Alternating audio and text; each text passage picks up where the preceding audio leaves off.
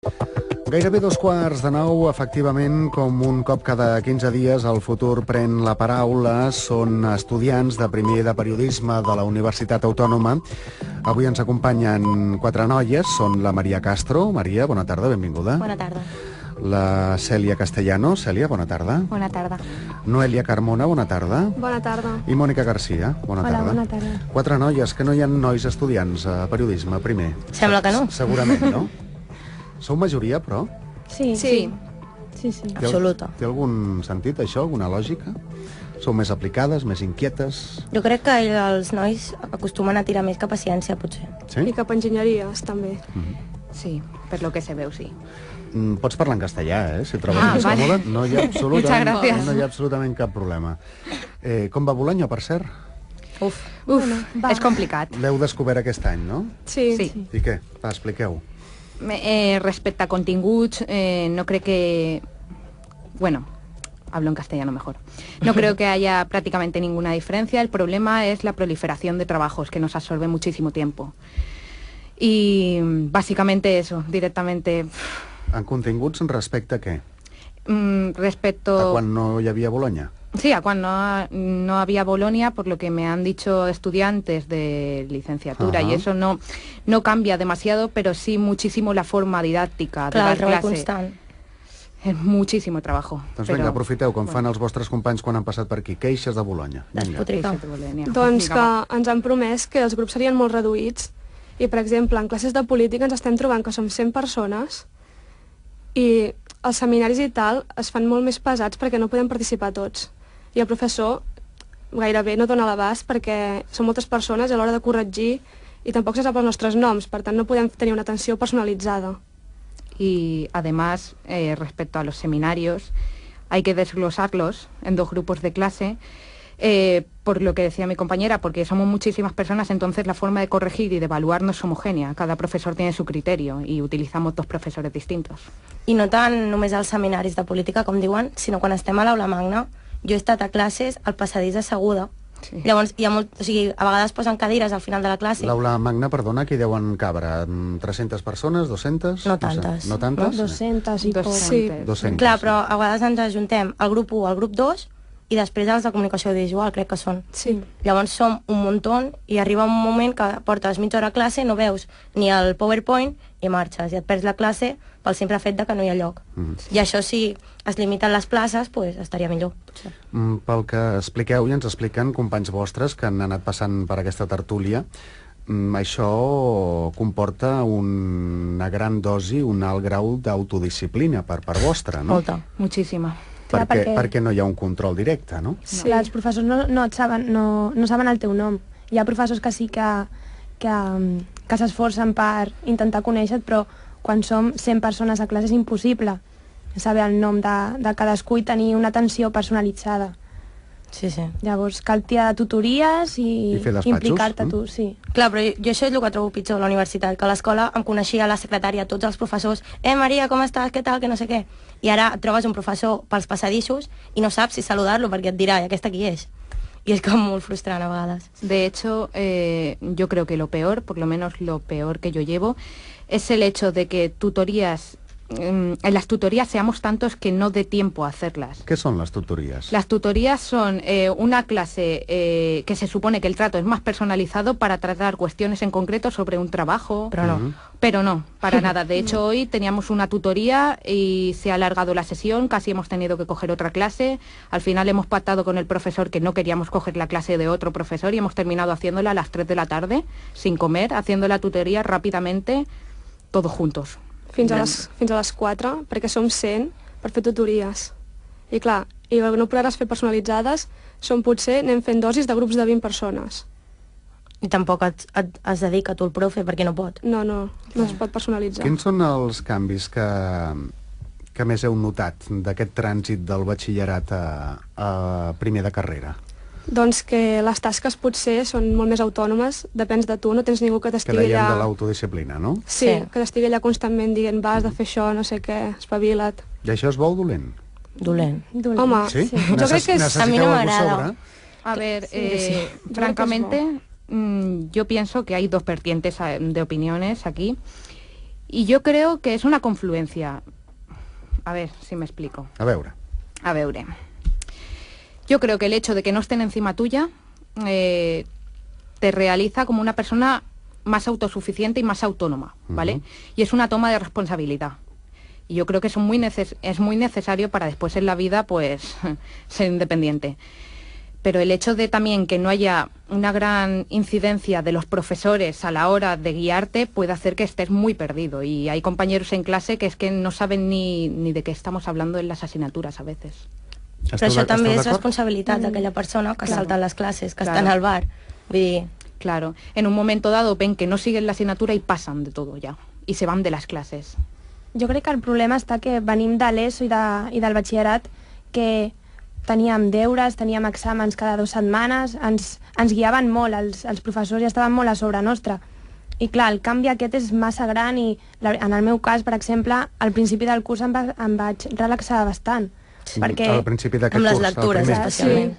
Sí. Relaxar-te amb la feina a casa. Sí, perquè clar, no tens algú darrere que et digui i inconscientment et relaxes, després t'adones i ja comences a treballar, però jo crec que s'hauria de fer al batxillerat ja començar una mica el treball autònom, perquè aquest pas no sigui tan gran. No seria una mala idea, certament, i més tenint en compte la que se us ve sobre, no? Amb aquesta massificació d'aules. Què dius, Noelia, estàs d'acord? No, la massificació d'aules empobreix l'educació, penso jo, perquè no és el mateix que tu puguis preguntar una cosa si tens un dubte, per exemple, no és el mateix ser 25, que és el que érem al batxillerat més o menys, que ser 100 o 200, per exemple, els dilluns i els dimecres, que estem a l'aula magna. Per tant, imagina't si tothom preguntés dubtes. És que no podríem avançar a mar i no s'acabaria mai. Per tant, a vegades vas a casa i que et quedes amb el dubte que després vas a consultar amb algun company.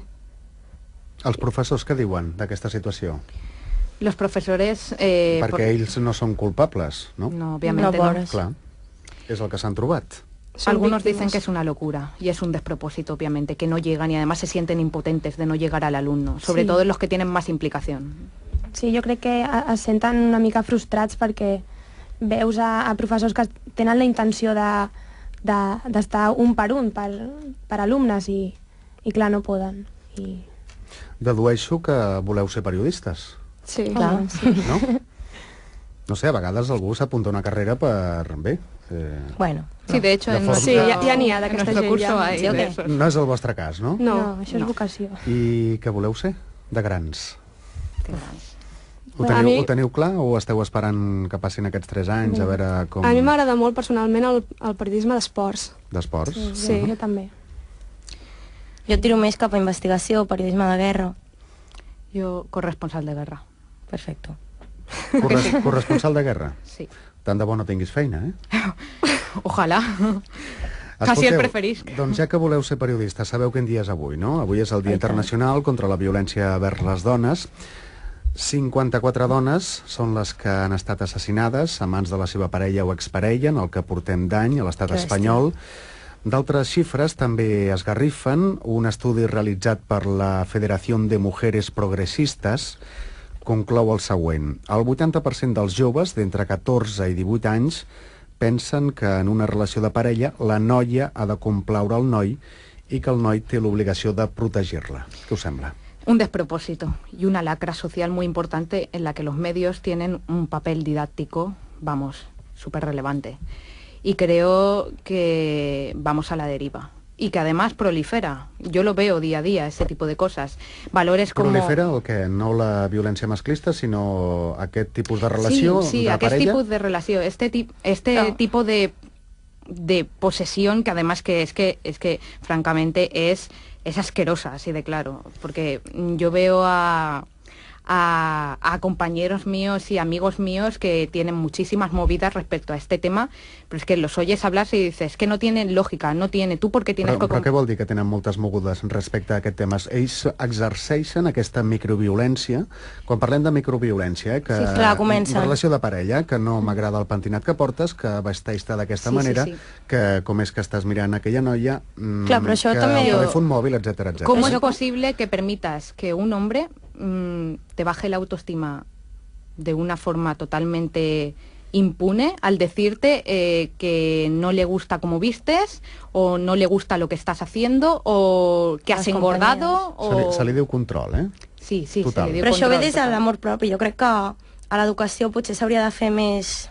A la educación y a los medios de comunicación. Yo creo que en el momento en el que un medio de comunicación, la publicidad, vende a las mujeres como objetos o estipula cánones de belleza que hace a las adolescentes, por ejemplo, incurrir en la bulimia o en la anorexia, termina creando personas inseguras que en el momento en el que llega alguien que les quiere condicionar y les quiere controlar, acceden y no son capaces de reaccionar. Y yo creo que ahí es uno de los mayores problemas que tiene nuestra sociedad.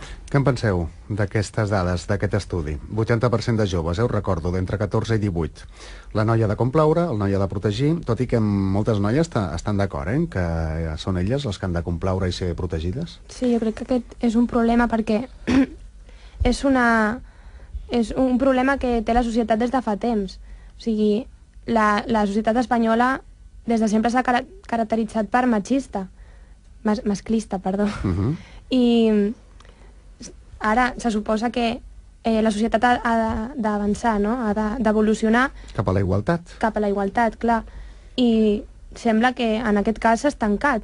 I gent jove que no ha viscut el temps que ha estat més masclista, per dir-ho d'alguna manera, a mi, bueno, em sorprèn, però a la vegada no em sorprèn, perquè estic acostumada també a veure escenes d'aquestes que heu dit abans, que si no m'agrada el pentinat, no m'agrada com vesteixes... Però això amb adults o amb gent de la vostra edat de 17-18 anys? De la nostra edat. Però això ja ve donat, vull dir, a mi des de sempre se m'ha preguntat, no tant els pares, però més avis i tal, van nois, que sigui... Vull dir, com que ja està estipulat que els homes ens han de protegir, que no tinc cap problema, però vull dir, fins a quin punt no pot ser prou independent com per veure un conflicte, doncs t'apartes. Lo típic de, a la discoteca ha vigilat el got, home, ja ho sé, no cal que vagi amb el meu cosí, que és més gran, perquè em defensi, perquè jo tinc prou... Bueno, a vegades això és per deformació, sobretot per part dels pares. Ja, però arriba un punt que, perquè sempre l'home m'ha de protegir. Sí. Jo crec que has de mantenir la teva personalitat i caràcter quan tens parella, compartir certes coses, però també has de tenir la teva intimitat. Però hi ha molta gent que no. Sí, penso que, jo que sé, que et remenin el mòbil, això fa una part de mi, i a mi no m'agradaria gens tenir una parella que m'estigués controlant tant, perquè em sentiria angoixada jo mateixa. El problema es que nuestra sociedad no está acostumbrada a poner límites. En el momento en el que alguien hace eso, tú ya le das un toque de atención. Sí, és que no, però, por ahí no vayas. Però les noies que es troben amb això és com, bueno, ho fa pel meu bé, perquè no l'enganyi, perquè no sé què. Ho veuen normal. Però, sí, i aquest és el problema. Verlo normal. I s'hauria de tallar per l'arrel. Heu tingut alguna parella d'aquest tipus, sense parlar d'extrems, no sé, que estigui excessivament pendent, gelosia, etc. O coneixeu alguna noia que... No, però conec gent que ha tingut problemes. I com ho porten? O com ho han portat? No sé, perquè sembla que ella sempre hagi de dependre del noi. I arriba un moment que tot gira al voltant d'ell, i si a ell no li sembla bé X o Y, doncs jo ho deixaré de fer. I és com qüestionar-te fins a quin punt has de deixar de fer les coses que t'agraden, el que a tu t'omple, per una persona, sigui la teva parella o sigui qui sigui. Igual que per una amiga no deixaries de portar certa roba, perquè ho has de fer per la teva parella. Obviamente. Yo conozco un caso bastante... Iba a decir curioso, pero no. Curioso no, porque además es más usual de lo que creemos. Yo he visto a una amiga tener parejas repetidas durante 5 años repitiendo los mismos comportamientos. Però quants anys té la teva amiga? La meva amiga, 20. 20. Des del 15. Des dels 15. I jo intentant lluitant per a que això acabe, no pots estar amb un tio... És que no ho veu. No, a veure, quan tu tens 3 parelles en 5 anys que les 3 complixen un mateix cànon, es que algo falla, ahí algo falla. És perquè ella s'ha acostumat ja a aquest comportament. Ese es el problema. Hay un momento en que intelectualmente dependes. Ya no sabes reaccionar de otra manera. Ya lo ves hasta como usual. Subconscientemente lo asimilas, creo yo. Cuando una persona te condiciona la manera de vestir, a la manera, la gente con que salir, las cosas que hacer incluso sexualmente, que esto era lo más fuerte. Yo dije, ¿cómo accedes a esto? Si tú no quieres realizar una práctica sexual, no la realizas y punto. Pero no, durante 3 años, durante 3 relaciones, durante 5 años, a mí ya me parece un poco excesivo, y este es el problema. Vale. Estem al segle XXI, com tu deies, Mònica, les coses han canviat, no és el mateix la societat que tenien els vostres pares, o els meus, que la que teniu vosaltres. Teniu la sensació en les vostres relacions socials o acadèmiques de que l'actitud del mascle, de l'home, és de superioritat, de supèrbia, de que se sent superior a la dona? Dona aquesta impressió o no? En general, Jo, per sort, per lo que m'envolta, no. Ara per ara, no. Jo tampoc, no. Yo no... Doncs millor, no? Sí. Referente, sí. Amistades, excepto estos casos que me tocan. O sigui que aleshores serien casos puntuals. Sí, respecto a familia y amistades no, he tenido algún caso, pero enseguida he puesto límites. He dicho, no, tú a mí no me vas a condicionar porque no me da la gana, y fuera. Parlàvem abans, per exemple, deies tu, Mònica, que us podrien preparar a l'ESO o al batxillerat per el que us trobareu a la universitat. D'aquestes coses, de gènere se'n parla a ESO? Se'n parla a batxillerat? Sí. Sí? Bueno, Però no molt profundament, no. la veritat. No. Jo crec que s'hauria d'aprofundir més, perquè són problemes que estan vigents. Estem d'acord que el canvi de mentalitat, si és que hi ha aquest tipus de mentalitat, s'hauria de forjar des de l'entorn educatiu, no? Sí. Sí, es fan algunes xerrades, però ja està, res més. Ja, però només es toca puntualment amb, pues, així, el Dia Especial contra la Violència de Gènere, pues toma una xerrada. Però el nen va allà, escolta i se'n va a casa i ja està. Sí. I a més són, no sé, jo trobo que es tracta molt poc. S'hauria de tractar més des de la coeducació, potser, o, no sé, de manera indirecta, donant-li la volta a l'assumpte. Yo creo es que, sobre todo en los círculos más de ESO y bachiller, no le dan la suficiente relevancia. Lo ven como un caso aislado y cuando incluso pueden estar siendo víctimas inconscientemente sin que se den cuenta. Lo ven como un caso aislado. Es lo que decía mi compañera. A ver, hacemos un trabajo de clase, una exposición por el Día contra la Violencia de la Mujer. Y después te vas y otra vez tu novio, si te ve mirar a otro, te echa un broncazo delante de una clase entera. Y el problema está que tú lo ves normal porque dices, bueno, es que está celoso, pobre. Y tú te quedas como diciendo, bueno, vale, tampoco es tan relevante. Justo al acabar de salir de una charla. Claro, parece que la gente no termine de asimilar o de relacionar el maltrato físico y psicológico que supone una relación de pareja adulta, las mujeres que han muerto en un año, que es sobre lo que van los trabajos, porque en verdad lo que hablamos es medidas para prevenir que esto no ocurra, vale, pero después no son capaces de asociarlo a su vida, es decir, se desligan de lo que hacen en clase con después de lo que les pasa a ellas. Com si fos una lliçó més, eh? Sí, es fa l'examen i s'oblida. Però no només És això, eso. com a maltractar la dona, s'entén especialment físicament. Però el psicològic jo crec que és on comença tot. Abans d'arribar a les mans, pues hi ha un no te pongas esto, con quién vas, con quién hablas, llavors a partir d'aquí acaba derivant al físic. I no, vull dir, quan parlem del... Pues, les dades que tu has dit eren morts. Sí, no? Saps? A part de, sí, les de Mai es diu, l'estudi tantes persones 54 mortes. Clar, però no es diu, tantes dones són maltractades psicològicament. Perquè una mateixa dona no t'ho admetrà, perquè no ho veu com a maltracte. Ho veu com el seu marit que la protegeix, que és aquí el problema. I fins i tot, perdona, encara que ho sigui físicament, tampoc totes denuncien, També. perquè hi ha una Sí, sèrie de pors al darrere, no? Moltes. Sí. Què us semblen 54 dones mortes en el que portem d'any? Horrible. Una Moltes. barbaritat. Són menys que l'any passat, de moment. Esperem que no creixi aquesta xifra, però jo veig un problema que és que no disminueix, no té una tendència a disminuir i les denúncies no acostumen a augmentar. Llavors aquí hi ha un estancament, un problema que no sé com es podria solucionar. Deixeu-me que canviem de tema, que recordi simplement, aprofitant el dia que és avui, que el 016 és el número d'atenció a les dones maltractades.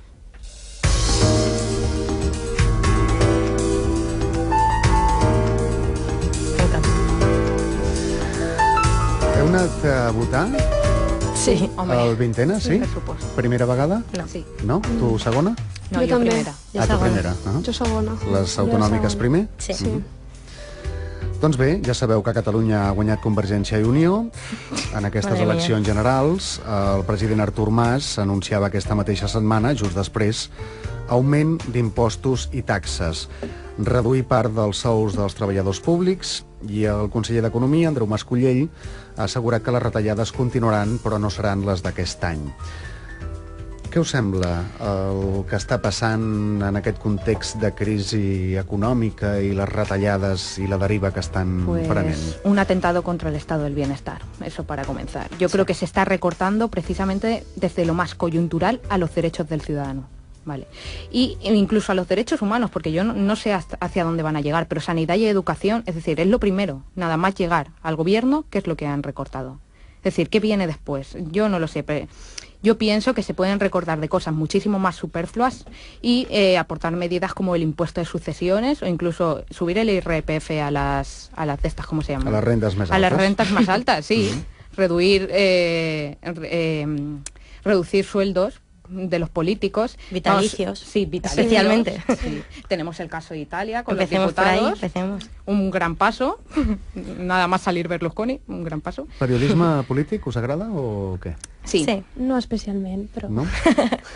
però s'ha d'estar informada. Aquestes retallades us afecten directament perquè, pel que fa a les taxes universitàries, per segon any consecutiu, doncs bé, es lidera el rànquing de preus a Espanya. El crèdit val 23 amb 27 euros a les públiques com l'Autònoma, Sí. Yo creo que es una debajo borrada. de la fachada de universidad pública es directamente una universidad privada, porque si no, no me lo explico. Sí, Bueno, creieu? esperem que no la privatitzin. Espera't, Hombre, ja. espera't.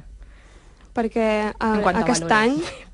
any, per exemple, estem pagant uns 1.400 euros 1.400 euros? sí, per la carrera de periodisme. Pel primer, vaja. Sí, pel un primer any. curs. Sí. I encara ho volen pujar més l'any que ve. Sí. No sé fins a quin punt arribarem. És que s'igualarà al final el preu amb les que són concertades o les privades. 1.400 euros i què us entra? Assignatura. Són 10 ja assignatures. Esmorzar, això no? No, això no. Ni transport, que potser Bueno, de fet, pica molt. ja que parles de transport, tornarà a pujar a partir de l'1 de gener, evidentment. Per això. Clar. També. Sí, la T10, que és la que més s'utilitza, és la que pujaran precisament. La T10, exacte. Que jo utilitzo la T jove, per tant a mi això no m'afectaria. Bueno, però jo crec que també la pujaran una mica. I sempre puja. però la que més és la T10. Yo utilizo la T10 y ya me parece cara ahora, imagínate. Sí, ahora sí, cuando Perquè la suba. si ja la pugen cada any, I a ara més, una altra pujada més de preus és... penso que, vale, et pugen el preu, però la qualitat del servei és que jo em trigo. Jo sóc de Manresa Sí. i potser m'estic 1 hora i mitja, 2, per arribar a l'Autònoma, quan amb cotxe podria estar 3 quarts d'hora. Sí, una borrada. És que el tren triga molt. Moltes companyes teva I a sobre apretats, com ens deien sardines. d'altres tertúlies que estan més temps en el trajecte de casa a l'Autònoma i de l'Autònoma a casa que el temps que estan a l'Autònoma. Sí, és el meu cas, aquest. És el teu cas també, Sí, no? sí. Perquè jo tinc, són 3 hores de classe, el que passa que jo hi vaig abans per aprofitar temps, perquè si no a casa llavors ja xivarri, perquè tinc un germà petit i tal, i la concentració no és la mateixa. Obviamente. Clar, i estic més estona anant i tornant que a classe. I clar, a mi això m'emprenya. Dic, ostres, podem estar 3 quarts d'hora amb cotxe, agafa el tren i amb el que val, perquè la T jove que faig servir jo són 316 euros cada 3 mesos. Per tant, a l'any m'estic deixant vora uns 1.000 euros amb el transport i la qualitat que ofereix no és la desitjada per mi. Jo preferiria que fos un tren més ràpid com hi ha a la resta d'Europa. 1.400 euros, primer de periodisme, no està malament, no?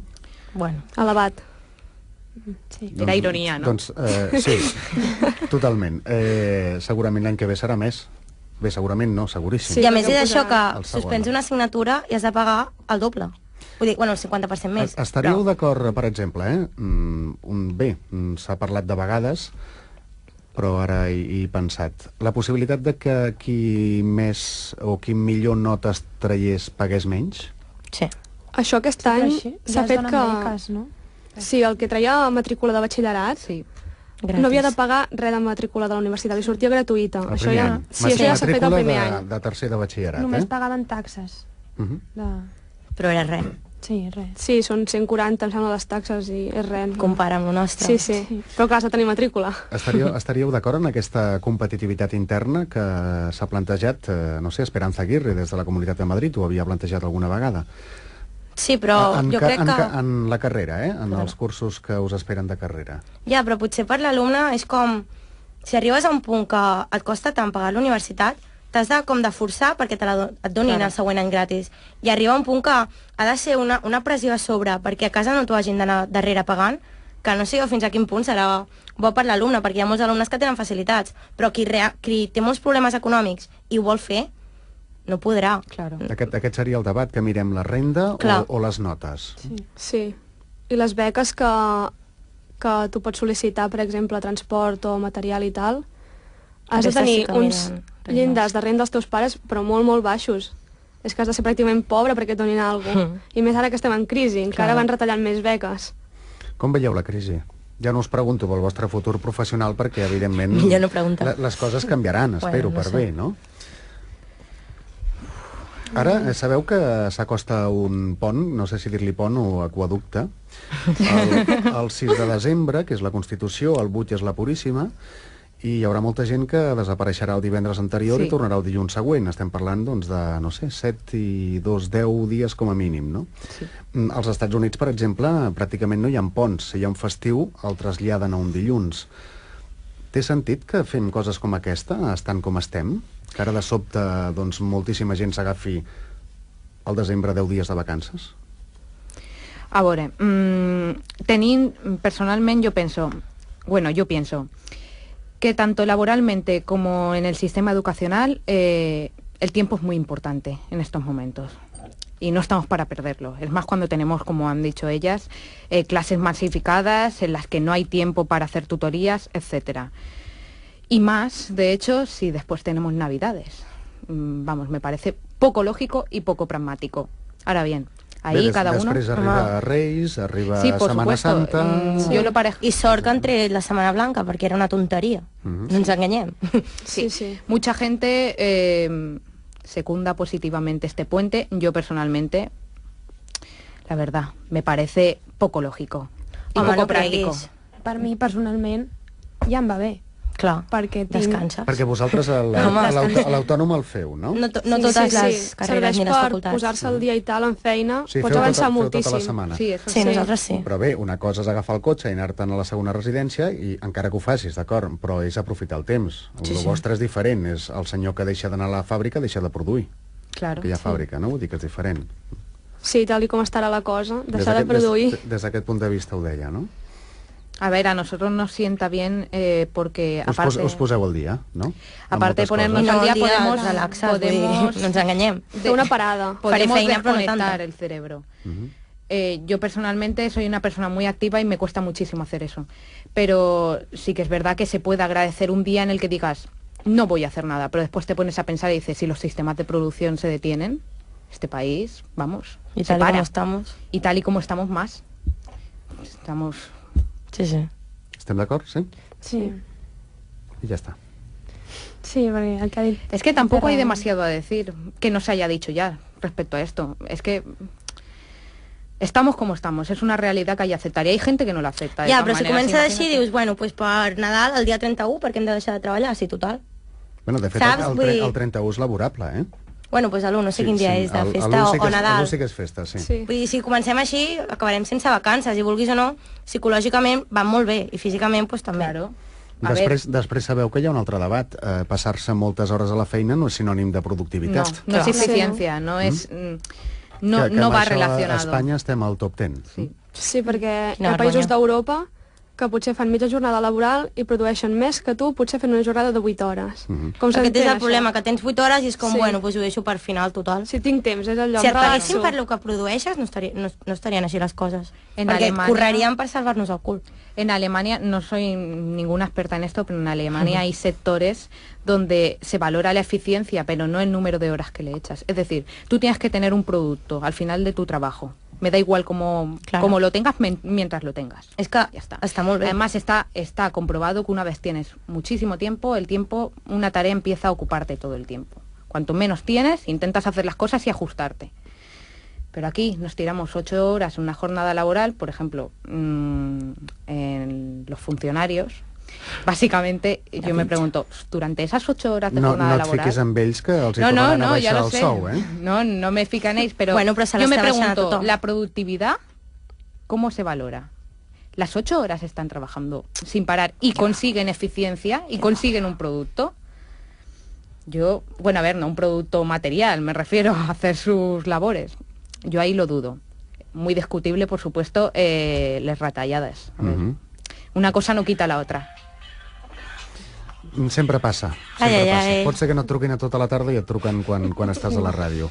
Ens queda un minut de les assignatures que heu descobert. Alguna en especial us agrada? Doncs a mi m'agrada molt la de política, per exemple, perquè jo, quan a batxillerat, no havíem fet pràcticament res, hem fet Clar. història, Mhm. i jo he après molt perquè no sabia...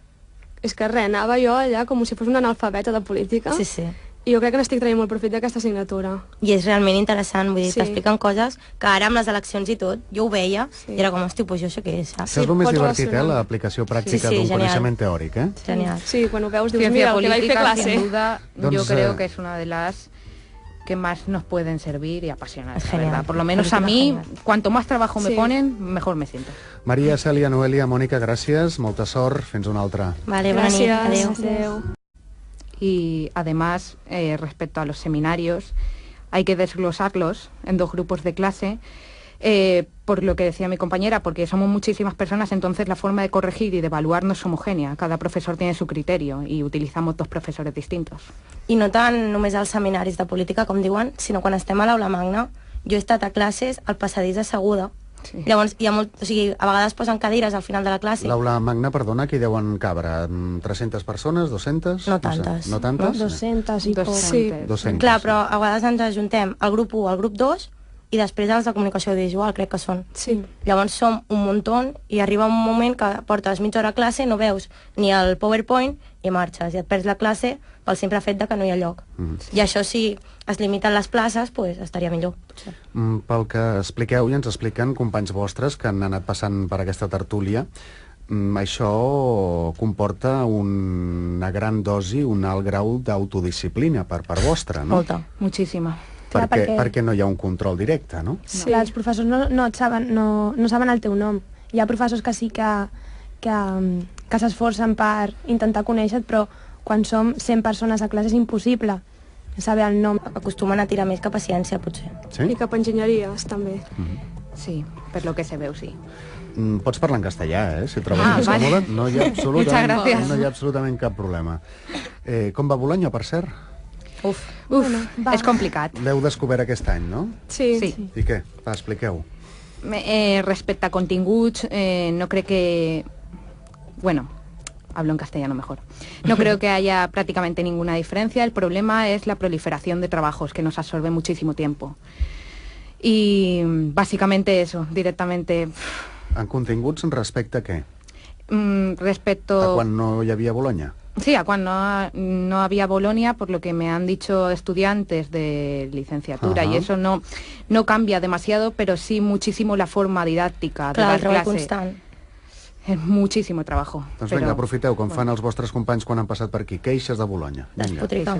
Doncs que ens han promès que els grups serien molt reduïts i, per exemple, en classes de política ens estem trobant que som 100 persones i els seminaris i tal es fan molt més pesats perquè no podem participar tots.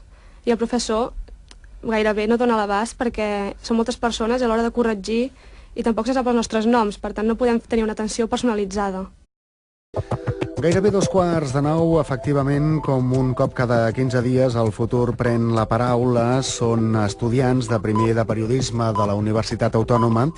Avui ens acompanyen 4 noies, són la Maria Castro. Maria, bona tarda, benvinguda. Bona tarda. La Cèlia Castellano. Cèlia, bona tarda. Bona tarda.